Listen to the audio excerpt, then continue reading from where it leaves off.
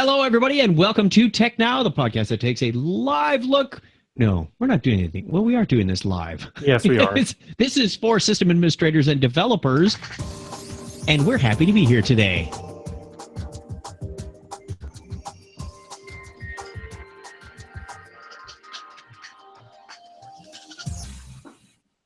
Welcome, welcome, welcome. I am Chuck Tomasi, and with me is... Go, Craig. Oh, is that my turn? Craig Stepp. I thought after 11 years of doing podcasts, you'd sort of know your cue by now. But I know. Well, no, ask Dave from the last show. Yeah, we'll talk about that. That was wonderful.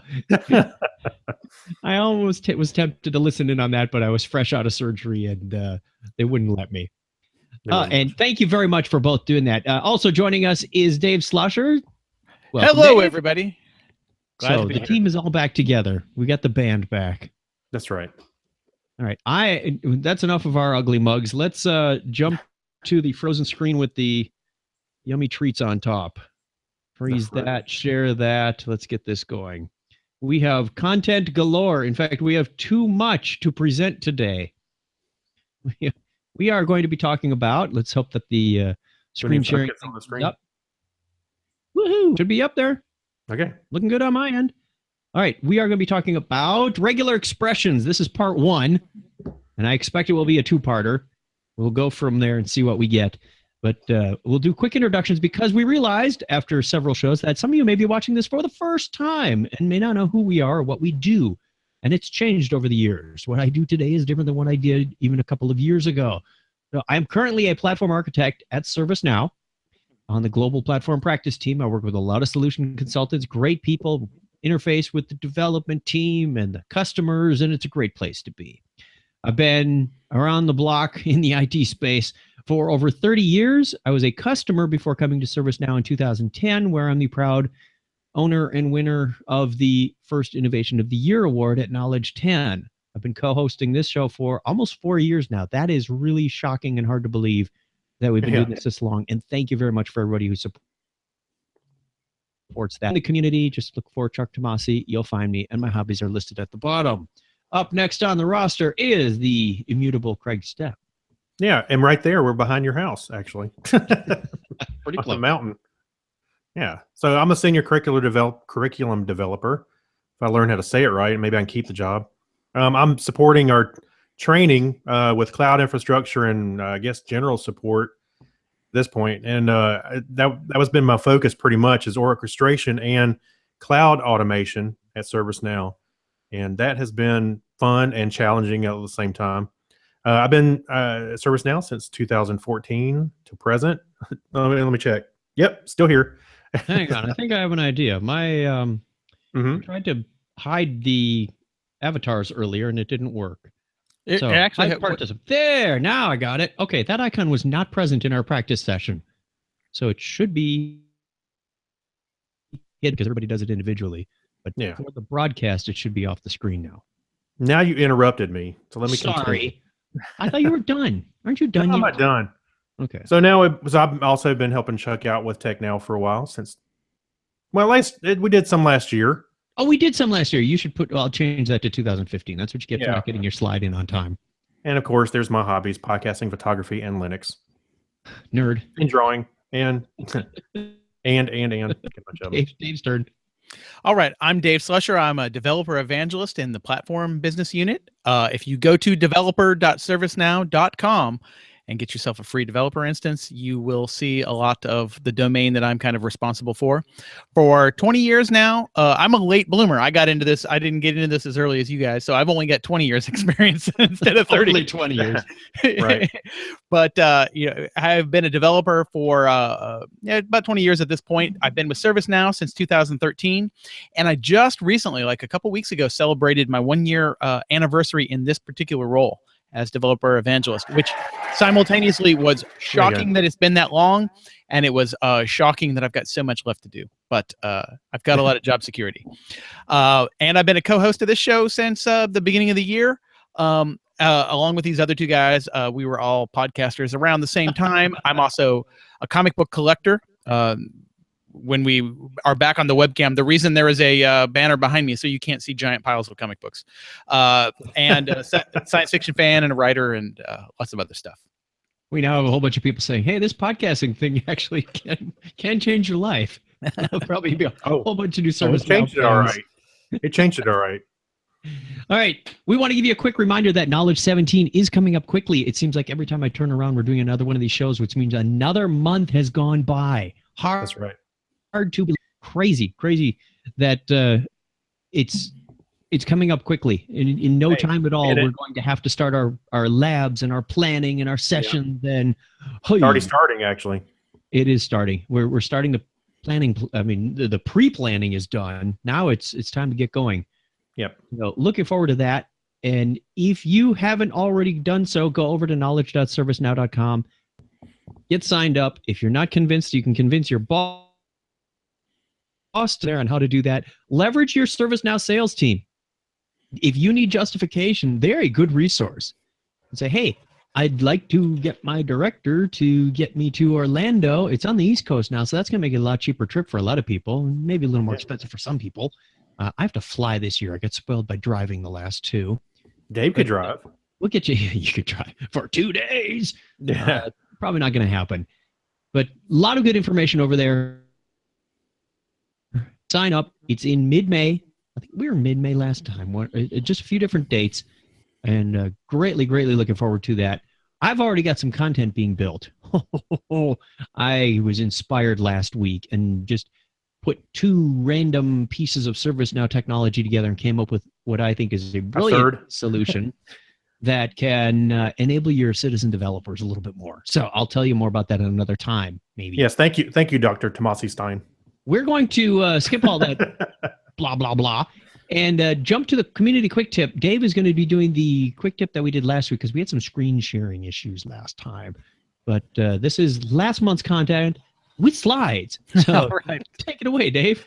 So when we did the show last month, there had just previously been a little bit of a kerfuffle is too strong a word, but there had been some people who were kind of questioning the IIFE syntax that we use from Geneva forward in business rules and some of the other places where you have script that's happening where the script is basically being executed as it's being defined. And so from Geneva forward, for example, you will notice, we'll show you an example of the empty template in just a few slides. But as of Geneva, like newly authored business rules must be in the IIFE format, which stands for, I actually figured out the E since last month, Craig. Go for it. Immediately invoked function expression. Yes, that I looked it up too. So this is, and we'll show you in a second how you do it. This is a way of both defining the function and also executing it. So you're both declaring it, and in the very same line of code, you're making it happen for the first time. And so there was a contingent of people who thought that it was a little needlessly obscure, or it was a little hard to read, hard to follow. Now, there's a very good reason why that is now the standard. Not only is it the standard. Like if you write a business rule not in IIFE Geneva forward, it won't actually invoke. Right, the JavaScript, you will write it, but nothing will happen with it. The reason for this is it has always been the best practice, and so we would stand up in front of you at Knowledge and tell you should write your codes in functions. So you would wrap your code in a function definition, and then the very last line of that code would be invoking the function definition. That has always been the best practice recommendation. The reason for that is to isolate all your code off in its own scope, because you can think about all the business rules that are running. You can think about just basically laying that code end to end. And if you're doing something to current, you're actually could be clobbering things. If you're not protected by scope, you could actually be clobbering other bits of code in memory. So what we're trying to do is isolate all of that off, and IIFE actually makes that enforceable at runtime when that is the standard required. So if you do not have this scoped off in its own function, it actually won't execute. And it has a side effect of making the contract very obvious. So prior to this this format being being the way that is required, you knew that you had a current object, you knew that you had a previous object, and they were kind of magically there, but it was not so explicit that that's what was kind of coming into your the top of your business rule. That the environment was defining those for you, and so now it is kind of explicit and hard to miss. So if you will advance the slide, please. You bet. So here is the example. This is now as of Geneva. This is the template you get when you create a new one, and so you'll note that you've got that pair of parentheses that wrap from the beginning of the word function to basically to the second bracket, the close bracket, and that now at that point that is a closure, right? That is now the object that is your function definition.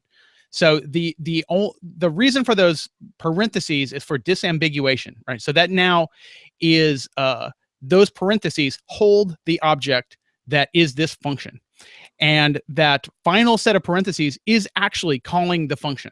So it's functionally, not me overload the word function, but it is the equivalent of if you declared a function and you said, var fun equals function, and then you said fun parentheses, parameters, right? You are basically doing the same thing.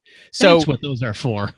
I always thought it was just sort of hanging out there on the end. It does look odd. Yeah. So essentially, if you think about it this way, the bottom, current, and previous are the ones that come into you from the business rule environment. Yep. The ones in the top are in fact the parameters that are being passed to your function. Yep. So the top ones, you could define execute rule. It does not actually have to be called current and previous. You could call it foo and bar, and then act on them in there, and it would be the same. So that I think is the part that was tripping people up, is that it looks redundant because you have these multiple calls, right, these multiple things that look the same. But in fact, the top is the parameter and the bottom is kind of the real meat of the thing. So this is pretty much, it is execution wise, like I think when you get down to the, compile the bytecode of it, I think it's almost identical, if not exactly identical, to the recommendation we had before, where you'd wrap the scope in the function and then execute it. It's just it's basically a different syntax of that. And so I just kind of wanted to explain the rationale that this is not, is not trying to obfuscate anything. It's not trying to be obscure. There is actually a very sound technical reason why this is now the requirement going forward. Yeah, if nothing else, I've been bit by the global variable thing. You said business rules are all stacked end to end. And I started running something and got completely bogus results. It was like some loop that was supposed to run from 1 to 10,000. I got about 5 records because it kept jumping around. How did you fall out of this loop yet? Oh, somebody else is mucking with your variable called I. Right. Right. And if you forget to declare I, you're actually getting the I that came in from the top. Yeah, that's a bad day for coding. Yeah, and it's really, really hard to find. Exactly. A lot of time finding the stupidest mistakes that can be prevented by doing something like this. Actually looking at once I've gotten used to looking at this, I think this makes a little more sense to read than making a function than calling it somewhere, Yeah, I mean, it takes a little getting used to. The parts you can take out, I wish I had a blank template example. This is right out of a business rule. But if I tell somebody to run something in script's background, I'll even enclose it in an IIFE format, where you just say parenthesis function, and then you close your parentheses. So you have with no parameters in them, curly brace, then your add code here, and you basically take out the current and previous stuff and the execute rule. And you've got a transportable, reusable thing that you can put anywhere, even in a UI action if you want to. Yeah, that's true. To encapsulate and contain and prevent other people from stomping all over your variables and methods and whatnot. Yep. Yes. Thank you for helping demystify that, Dave. All right. And we're here to do more demystification. Expressions. This is a fairly advanced topic, and we are going to take it really slowly. This is so like sit back for a 2-hour show. Foreign language. This is like learning a foreign language where first you have to learn the alphabet. Okay, we're going to teach you the alphabet and why it is the way it is. So our purpose, as we stated earlier in here, is to teach you about the power of regular expressions. And you look at them and they look anything but regular. Well, these are the regular expressions of Lord Vader. Every expression he has is the same regular expression. I'm sorry, I just couldn't resist using that as a pun. I'm sure some of you may have seen this T-shirt. Looks like, due to the curvature, this was taken right off of a T-shirt. Except for Angry Vader. Angry Vader has something to say, and what he's actually saying is a regular expression. And we will teach you how to read this if you don't already know. But that is a pattern that we're going to look for and use. And by the way, these are the same faces that Chuck makes as well. I am your father. And it's worth mentioning that regular expressions is one of those topics. Very few people are middle of the road or, lukewarm on the subject of regular expressions. People love them. People hate them. Yep. I've got a closing quote at the end that I got from a friend of mine. That's really good. This is the agenda for both parts. We're going to get as far as we can. As Dave likes to say, there's many exit points in here. So if the clock is ticking towards the top of the hour, I don't want to take 2 hours of your time today.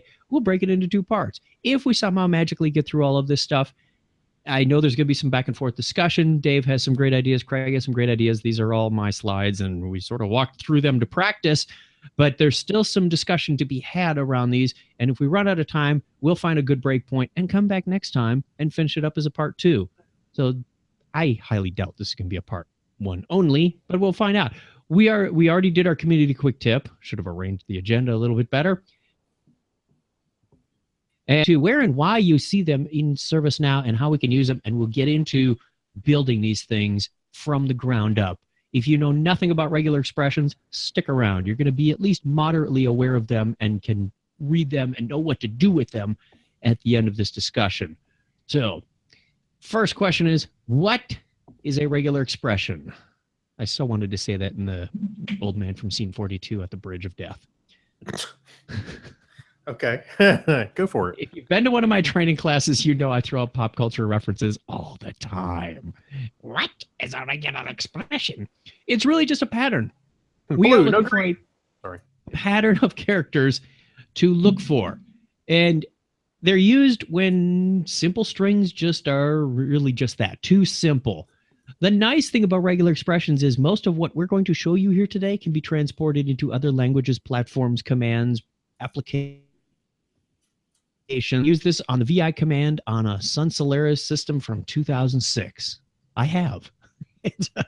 And you can use it on the Mac OS terminal at the grep utility. You can do it. You can use a lot of this stuff in PHP or Perl. Well, we're going to be looking at examples in ServiceNow, on ServiceNow, because that's what we're using most every day now.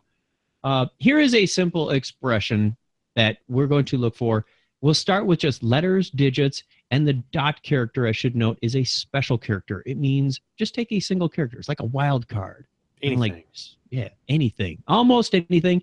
It's not a new line or the end of line terminator character. Yeah, so you don't almost get everything. So our example, many people are familiar with the index of on a JavaScript string. Say, my name is Chuck Tomasi. There's a variable called me. It's a string. And as a string, it inherits a few methods just by the good nature of the JavaScript gods. And we could say, is the word Chuck, C-H-U-C-K, in this sentence with that if statement? It says, if the index of this string, if the index of this search is in this string, it's going to be at position 0 or greater, in which case it'll say, hello, Chuck. Okay. However, if you get a string, instead of saying, my name is Chuck Tomasi, and you're looking for a straight up hard-coded literal string or variable, I want to know, is there a phone number in here somewhere? At least in the US, it's a little trickier, and that's where regular expressions become your friend. I want to start parsing this thing. I want to start looking for a pattern of characters. I want to pull it apart and take it away.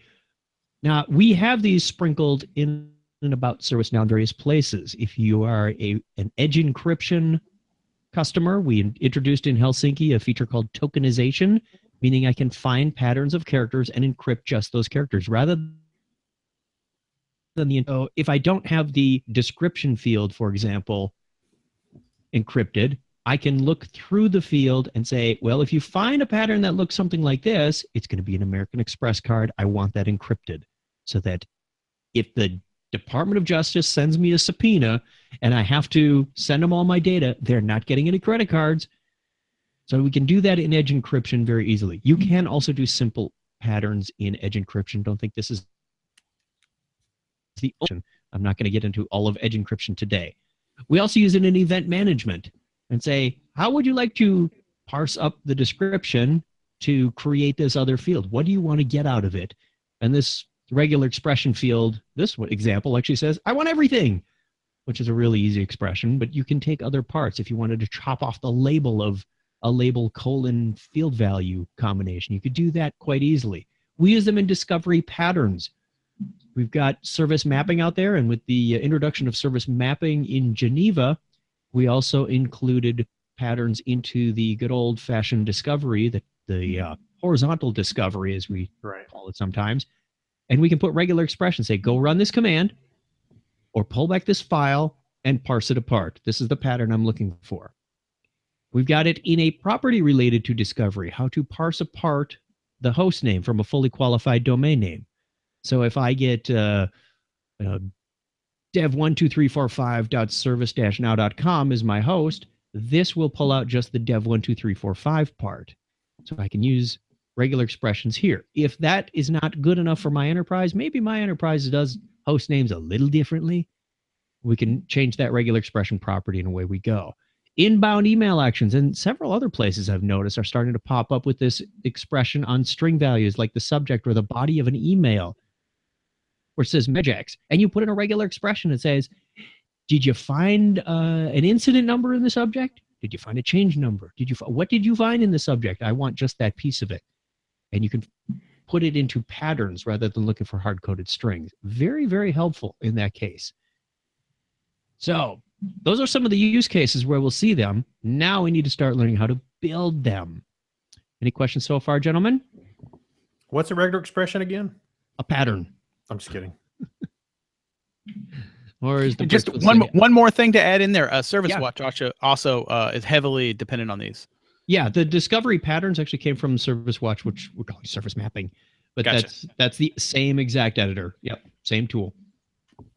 I like service mapping. The JavaScript comes with several string methods that use patterns, and we're going to take advantage of them and show numerous examples of them here today. So we're going to be taking a look at specifically search, match, and replace. Search works pretty darn near the same as index of. It returns a position. So you can tell, is this at 0? Is this at 1? If it returns a -1, it's not found. And we have an example of that as well. Match returns an array of all the text that matches that pattern. So you can say, how many times did you find a number? Show me all the numbers you found in here. And replace, which we'll get to towards the end of this part 2, is a way to do an in-place replacement of a string. You say, I want to take this string, run it through this regular expression, and swap parts around. So you can replace maybe all of the text in a file from BMC to ServiceNow with one command.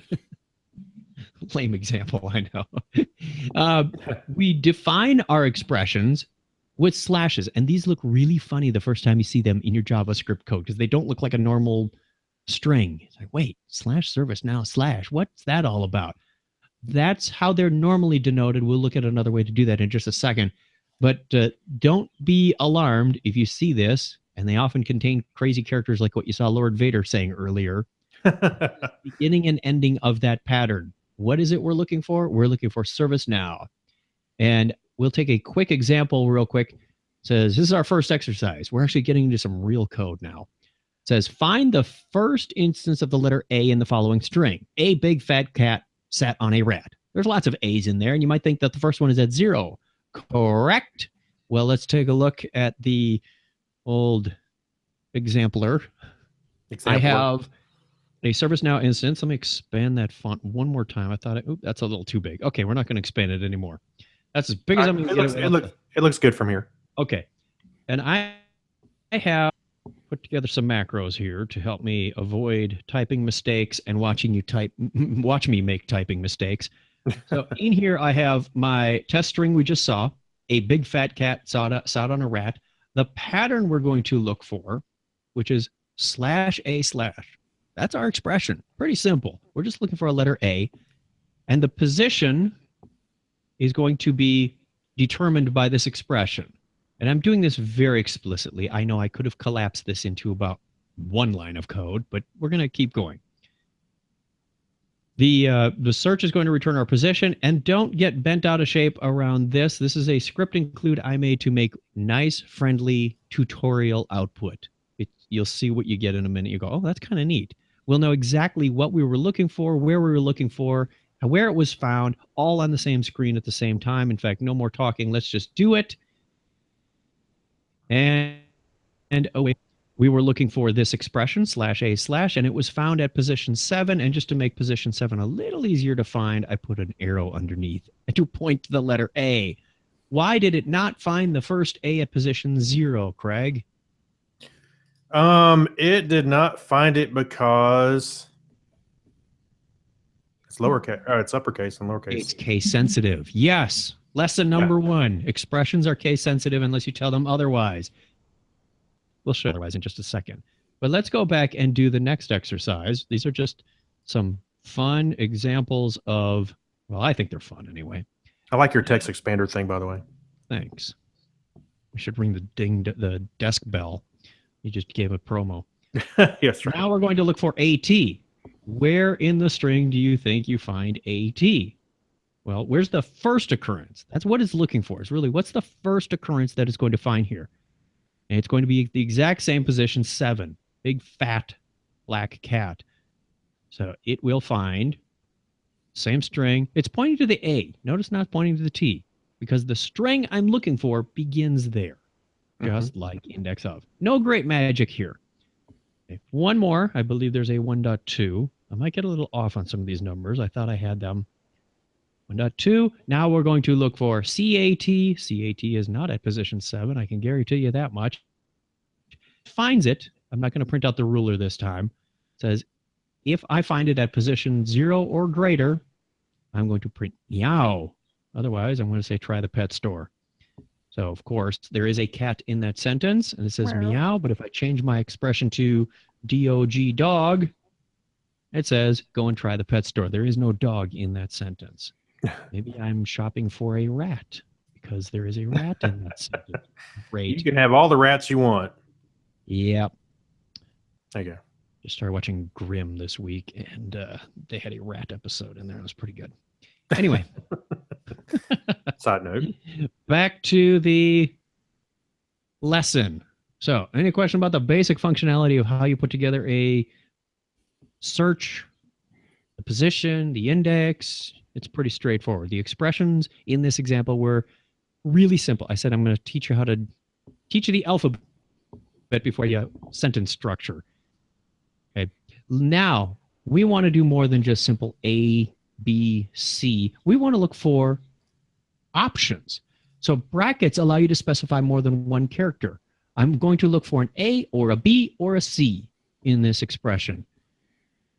That's what bracket ABC denotes. If it has a caret inside of that bracket, and I'm going to repeat that because this is important, that caret symbol that comes in again later, and it can be confusing. I know it gets me every time, like, what am I looking at? Right. If the caret is inside the bracket, it is a negation. It says, I want anything except A, B, or C.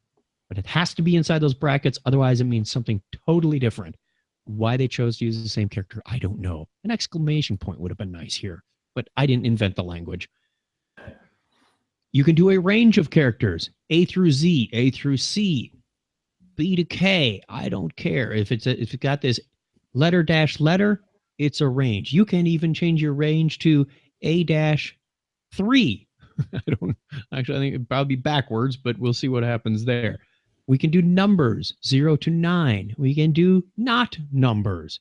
There are maybe times when you're looking through your expression saying, all right, I want everything except the numbers. Where is the first time I don't hit a number? And that's pretty handy too.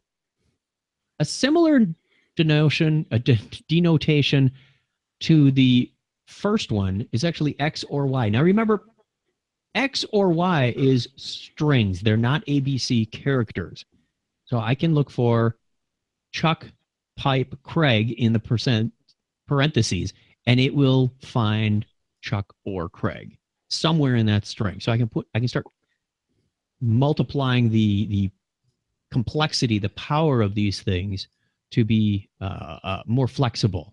Let's take a look at some of those. I believe it's time for exercise. Yeah, before you go forward, Chuck, one bit of terminology that might be helpful is, and you might run across this if you see that, is everything inside those brackets when you're defining those, that is commonly referred to as a character class. So, for example, in your top example, that's a character class of A, B, or C, or your third line is a character class of all the lowercase letters. So you'll often see that used that way. Is there a term for X and Y on the last example? Alternation is the terminology for that. I like it. We have Dave the dictionary. That's right. That's why we keep them around. You can tell who started with Perl. Oh, yeah, that's true. I didn't start with Perl, but I have about 14 years of it. In fact, I wrote a ticketing system in Perl, if you want to talk about pain and suffering. Also notice that our exercises are now taking on a regular expression format. So we are going to look at several examples, 0 through 4 in exercise 2. That's my mnemonic to help me remember how many. And also, before we actually have some questions from the chat. Let's address. Yes. Okay. So Kristen asks, you don't have to somehow separate out the individual characters? It doesn't look for the full ABC string. Inside the brackets, no. That is what we're getting at with the character class. Is now you're saying that is you're basically defining a set of things, any of which would match. That's what that A, B, and C means. Or the same thing where you use the interpolation operator, which is the minus. You're saying everything between these 2 points. You're saying, in the third line, you're saying here's a class that is everything from lowercase a to lowercase z. And so you do not have to say, if you didn't have the brackets, you're defining the literal string ABC. Inside the brackets, you're defining a class of characters that are A or B or C. Well said. Any others? And she also asked, can you combine these expressions in some way? And the example she used is bracket A-Z caret DFG. No, that would be, for one thing, that caret has to be the very first character inside that character class. Right. Yep. So that, like, what you've defined, Kristen, would actually be looking for the characters A through Z, or the caret character, or DFG. Now, the one thing you can combine, you can put like A through Z, 0 through 9, but you can't, kind of like, not like what you're talking about. All right. We'll take a look at a couple examples like that. I do like where she's going, though. You can start to combine different groups of these character classes and come up with a very powerful expression as well. So let's take a look at our example. 2.0 says, did I wait too long? There might be a timeout on my macro thing. There you go. Oh, it may be. I never noticed that. I never waited to finish. That would explain something I've been seeing for the last couple of weeks. All right. We have our big fat black cat example again. This time we're going to look for the character string big A or little a. This is one way you could do case insensitivity. And we saw that we were at position for the first lowercase a. Of course, now we should see the first of either of these. I'm looking for a big A or a little a, and it's going to appear in position 0. The magic crystal ball is correct this time. So no big surprise there. We're looking for big A or little a. 2.1. This gets a little crazier, and this is what we were talking about before. I'm going to focus right on the pattern because everything else is pretty much the same. We're looking for uppercase L through P, which would put this at probably that L on black. Yes, that's my guess.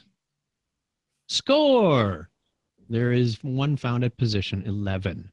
So we have, in fact, that's the only character in the whole sentence that matches that. Oh, wait, there's an N out there. Okay. Thought I tested that with another expression earlier. 2.2. And now we've got that up caret. It says, I'm looking for anything except an uppercase letter or a lowercase letter. Okay. Where do you think it's going to find that? Is it going to be hit that number 8, you think? That's not a letter. No, but there are other character, non-letters. Non-letter, you're right. That's what you got to think about. The first non-letter is actually a space. So those are important to remember too. Something like this can throw you off really easily, and it's done it to me before. It says, no, I don't want any letters. Get the 8 and the 7, and well, gee whiz, why isn't it finding what I expect? And one thing about regular expressions, and you're seeing this right here, is very much its history in ASCII, right? You can think very much like you're doing the same thing there when you're defining the A through Z. Is you're basically saying all the ASCII characters between these two ASCII characters.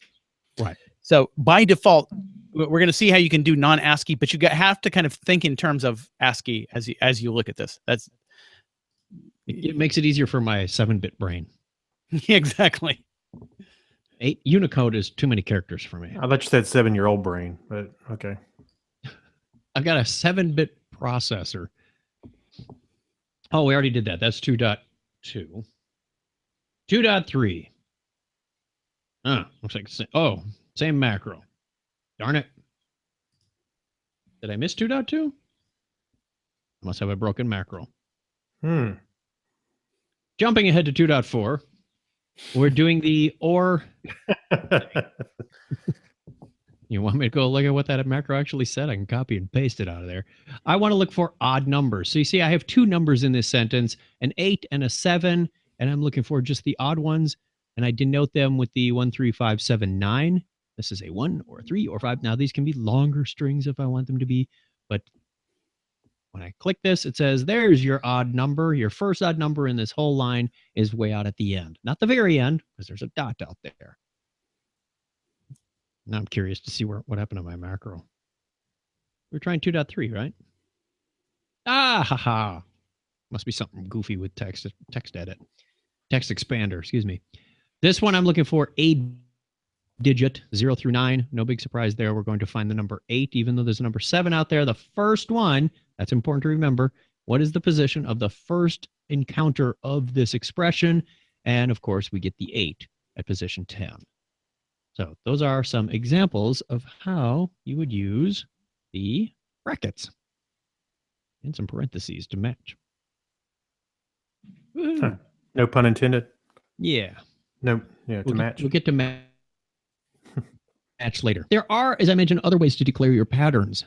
You could have the slash notation as we saw before, but one that comes up from time to time that I see is using a constructor, new regexp. I can never say that quite right without spitting on the screen. It sounds like you're trying to add an F in there. Regex.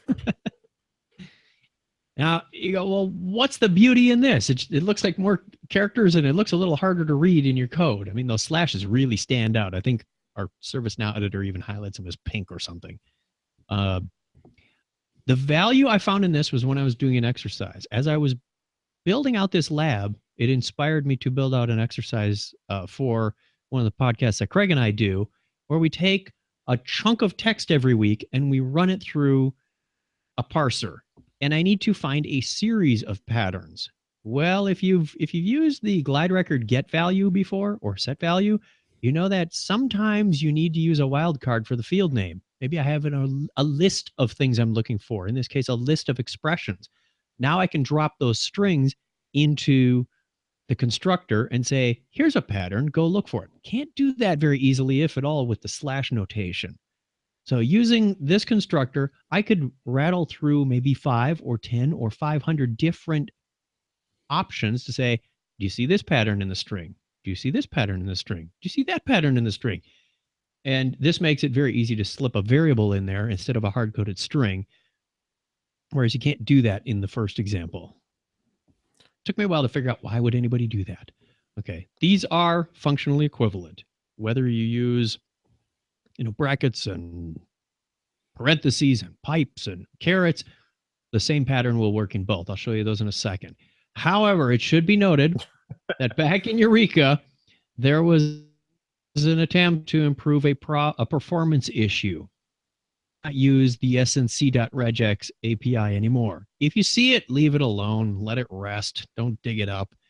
But don't create any new scripts with it. Just want to throw that in there as a footnote. Let me take a look at exercise 3.0 just to show you. Yeah, it does look a little funny at first if you're not familiar with using the slashes like that in your code. Yep. It does look a little weird, especially when you're trying to do a command like search, something dot search, and you put the little just there's no quotes or anything, you just put brackets in there. It is a little weird. The first time I did that, I was like, "Is this right?" Is this When gonna I was break? Right. yeah. Don't I Okay, quote somewhere? I'll take a leap of faith, but I'll try it. It's like standing out in a rainstorm without an umbrella or something. Yeah. Okay. So here's our first pattern definition, and we use the slash notation. I'm going to search for that. So I've got pattern 1, position 1, and then I've got pattern 2, which is the same expression, lowercase a to z, and then position 2 is going to be a search on pattern 2. And then I do my little ruler drawing thing, and it's going to say, look, I found the same thing. No great difference here. So it found the first lowercase letter in position 1 on both of those strings, just to prove to you that they are functionally equivalent. Mm-hmm. Ta-da. Get rid of that. Go back here. So yes, you can do both. There have been sightings. I see this a lot where people use the test method on the pattern. This is great. Returns a true and false. Wonderful. If you want to do that, knock yourself out. People love to use this. I find it slightly confusing because it's backwards in my mind from what the JavaScript string methods are. The string methods with search, match, and replace, which I tend to use a whole lot more than test, I find string dot method and put pass the pattern as a parameter. This is pattern dot method and pass the string as the parameter. So you see how my brain gets a little twisted around when I see this? Okay. Yeah. Where is it me dot test or is it pat dot test? I can never remember. And I usually get it wrong. It's the 50-50-90 rule. There's a 50-50 chance that you're going to get something wrong. There's a 90% chance you get it wrong. Right. So I tend to stay away from this one. And getting back to your looping example from earlier, I think probably one of your primary use cases for wanting to use it this way. Oh, yes. What you had was an array of strings with one fixed pattern. That's a good answer. Yes, I like that. That would be the inverse of the example I had before. Thank you. See, we're all learning today. Well, I know Dave's not learning a darn thing. No, he's teaching. He's teaching us. He's Regexopedia. That doesn't sound good at all. No. So what if we want more than just a simple ABC or simple one string character? We use what we call quantifiers. And this is where you say, here's my pattern, and you put a plus after it and it says, I need at least one of these. One or more A's, one or more CATs, one or more of whatever I'm trying to denote in my pattern. I need to find at least one of those. And we would do that with a plus. If we want 0 or more, you go, well, what's the point of that? Well, you may have, we'll see an example of this. You can say star. So let's say I'm looking for dot, which is a single character, and I put a star after it. I'm looking for 0 or more of a single character. And then CAT. Well, CAT might be at the beginning of a sentence. It might be at the beginning of the word. It might be embedded in a word. Here it is.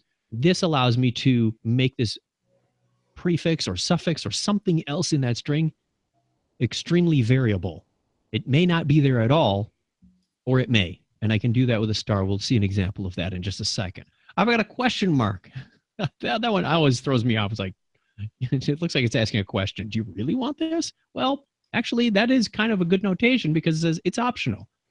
You're looking for 0 or 1, not 1 or more, not 0 or 1 of these. So this character may or may not be there, but it really doesn't matter to my pattern because it doesn't have to be. It could be, but it's not going to disrupt the rest of my pattern to find it.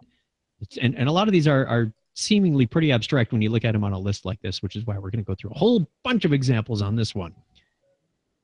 If you put curly braces, it says I'm looking for that number of characters. And again, this can catch you off guard if you're not aware of exactly what it's doing. We can put a range of characters between 3 and 5 digits in this series. I'm looking for 2 to 4. I'm looking for 10 to 20. It really doesn't matter, but it has to be at least the minimum number and at most the maximum number. You can say at least just by leaving off the second parameter. This is where I want you to pay attention. Remember that up caret inside the square brackets I said was a negation? Well, we're going to find out what it means the other way. But if I put a $sign at the end, it says this is the end of the string. Stop looking. Whatever my pattern before that is going to happen right at the end of the string. I often see the $sign and start reading backwards to try and figure out what my expression is before that. So this just says hard limit. This is the stop. Don't go any further. I don't care where you think that pattern is. It must be at the end now. And then the up caret is the inverse of that at the beginning.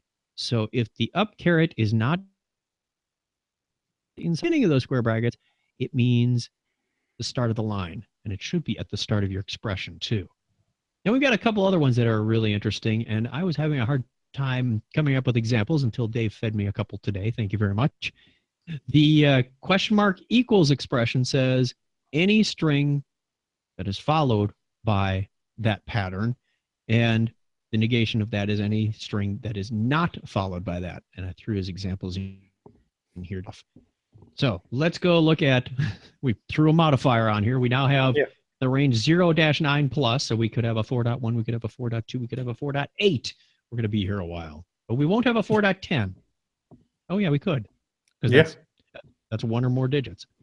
We can't have a 4.0. That won't work. So let's look at 4. How are we doing on time? No, we're doing all right. Oops, I wanted 4.0 first. 4.0. Okay. We are taking this string. We changed it up. It's not a big fat black cat rat anymore. We are taking some personal information that is completely bogus except for my name and email address. That is not where I live, and that is not my phone number. Don't try to call me. But it is in a string variable called me, and I am going to look for the first series of one or more digits. Where do you suspect that will be, Craig? One or more digits. It looks like it's going to be right there at the 1, 2, 3. Right, because that's the first occurrence. Yes, there are more, but you know what? Search doesn't care. It's just going to say, there it is at position 41. It's the 1, 2, 3. That's one or more characters. Works for me. So we've answered that great mystery of life. Let's go on to 4.1. Yeah. This is where my macro editor got confused before. So you forgot your hash mark there. I forgot a lot of stuff. I held down the shift key too. Shame on me. Same string. Oh, and we're going to be looking for 4 numbers. We said one or more. This is explicitly 4 numbers. And we could say this as 0-9, 0-9, 0-9, as I've got highlighted there. But that doesn't scale. No, that doesn't scale. It's not easy to read very well. Technically it works, and I'll show it to you if you really want to see, but in the interest of time, we're going to show you the quantifier with a numeric in it. The curly brace 4 says, give me 4 digits. Where's the first occurrence digits, Craig? 4 digits, the last number there. 1, 2, 3, 4? Mm-hmm. You think so? That's where you'd get to be wrong. Oh, wait, I'm sorry. Zip code. I got him. The zip code. Yeah, now that he sees the answer. You were leading me. The zip code. You say, well, that's 5 digits, Chuck. You were looking for 4. Mm-hmm. There are 4 digits in that string, are there not? This is the first occurrence of 4 digits. I guess the only way to get around that would be to search for 4 digits and maybe a space, and then, of course, they wouldn't find it. Well, we have an answer for that. Dave brought up an interesting example. What if you wanted 4 digits and not 5? How would you say that? Give you 1 second. Dave, you got you. Okay. So then what you want to do is, so you want to define in that 5th position anything that's not a digit. So you want to go to that negated character class of 0 through 9. This? Exactly like that. Exactly like that. And that will push it out to the 1, 2, 3, 4, you believe. Oh, not exactly. This is the first case of 4 digits not followed by another digit. It's like a Rubik's Cube. I can't solve it. It is. You're close. The sticker's on the other side. So then you're going to have to put it in front of it too. And then you'll get to 1, 2, 3, 4. Then if there were 6 digits, you're still going to come out funny. Oh, well, maybe not. Okay, let's put that on the front. You're going to look for a non. Yeah, if you do it this way, you're going to look for a non numeric character followed by 4, followed by anything that's not a numeric character. Let's find out. It's not found. Oh, yeah. Did I do something wrong? No, that's fine, because actually those are looking for. Oh yeah. Because So those it are doesn't looking need that. for a character, and there is no character after that fourth. Right. That's what I knew that. So. What would you do? There's one more thing we can do to make this work. You could put to find that specific one, you could put the $sign there. However, that wouldn't be. You could put a question mark there. Yes, I was thinking of plus, And so but plus is one or more. And now we're on the space. Oh, because you searched for the space. This is live coding happy hour now. You search for it. Yeah, you search for any non-character at that first position. So this is often the way it goes. You need to test your patterns and test them in a number of situations. We're going to move on in the interest of time. 4.2 is going to do the range thing. I'm looking for between 3 and 5 characters. Where do I have between 3 and 5 characters in here, Dave? You have it at 1, 2, 3. I have it at 1, 2, 3. Yep. And that's the first instance, just like before, where I was looking for the digits. An example, this is where the macro editor got a little confused before too. 4. I forgot the X. EX 4.3. Okay. Here is a string that doesn't work. We saw that my little ruler thing does say not found when it doesn't find anything. Is there a ServiceNow at the beginning of the sample string? And the answer is clearly happens. It returns a -1 for the position. And my little script is smart enough to say a -1. I'm putting a not found message in there for you, just for readability. 4.4 is, now we have an end of line character, a $sign. It's looking for a dash, 4 digits, and a $. Clearly we have one of those, right? Way out there at the end of the string in about position 70 something, 81, like I said. There it is, dash, 4 digits, end of line. That will match. So we're getting a little more complex here. We're using a range, we're using a quantifier, we're using these modifiers. Whew. The minus is not special, by the way, in that example, where it's just standing out here on its own. 4.5, I think we're up to. Okay, now we're looking for, we're getting a little more serious here, kids. We're looking for a beginning of a line, 0 or more single characters, then 3 digits, then 0 or more characters, then an end of line. What is that going to match? That should match the entire string. It should match the entire. What is the position of the first occurrence of that expression? I should ask, because we're doing a search. 0. At C? 0. Yeah. That is correct. We're just saying somewhere in there I want 3 digits, but anything before and after is okay with me. Right. So I get, in fact, a 0. It may look redundant to what we had before, but by putting the $, or the dot star and the dot star in front and back of that, well, the it takes on a whole different meaning. Well, right. It would be, so the thing to note there is that will match about anything. If there are 3 digits in a row, that will Somewhere always in that match string. Yep. the entire string. And if there are not 3 digits in a row, it will match nothing. Yep. That's right. That's what this question is asking. It's, are there 3 digits in a row somewhere in the string? Example 4.6. This is one of so that would be a good thing for your test function that we were talking about earlier. Could be. Yep. Although, if you just want to know if there's 3 digits in there, I'd probably do the shorthand notation. I mean, I know, but I'm just saying you could. Yep. Yes. So our string now is, how will this match? What is this expression telling us, Dave? That is what's called a positive look ahead. So what you see that the parentheses, the question mark equal is saying, I'm not going to actually match on the thing, but what I want is the character after this to be the character C.